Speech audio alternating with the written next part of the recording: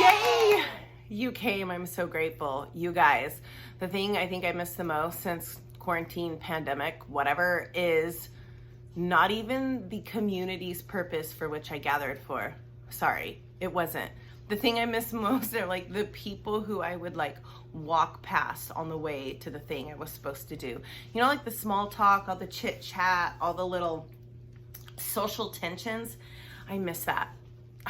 And we don't get it anymore. So this space is my desperate attempt to recreate that.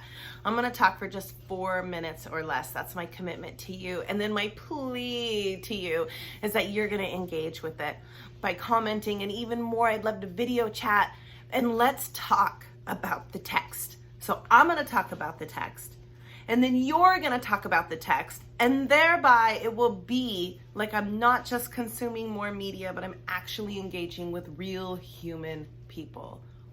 Winning. This is the goal. So let's get into it. We're going to use the book of Ruth. The book of Ruth is found in the Hebrew scriptures, which is the Tanakh, which some people call the Old Testament. That is the story that we're going to work with. It's only like 4 chapters. Like, you could read it in probably 20 minutes if you wanted to, or you could like listen to an audio version of it on your way to nothing, because we don't go anywhere anymore. Anyway, in this story, the reason why I chose it was because, well, it's a really unique piece of ancient literature because a woman is the main character, and like the next main character is also a woman. And she's not just a woman, she's also a widow. She's also a foreigner, because she ends up leaving her hometown on purpose, like of her own free will, to go to a land where a woman having considerably less social power will now have even less power.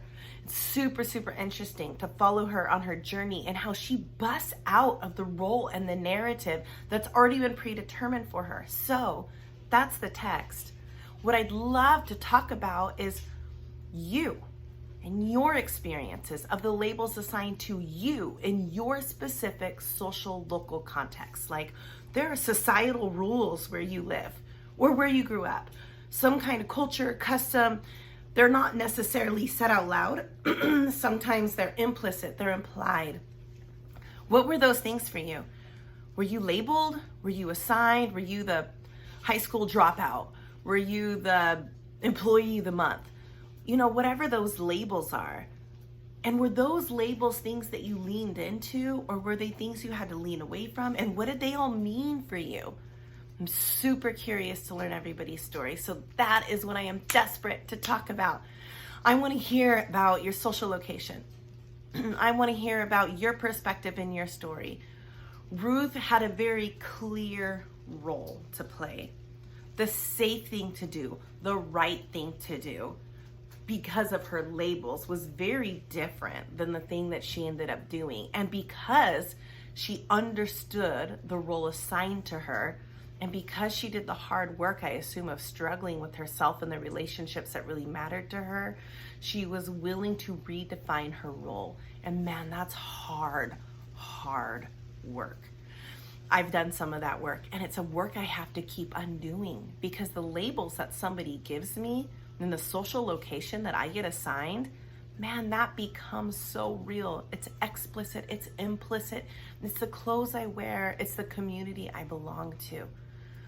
Maybe you're in that right now where you don't feel comfortable. Maybe you're out of it and you want to talk about it. Maybe you've learned how to grow into it and discover you. Will you join me and talk to me about it, please?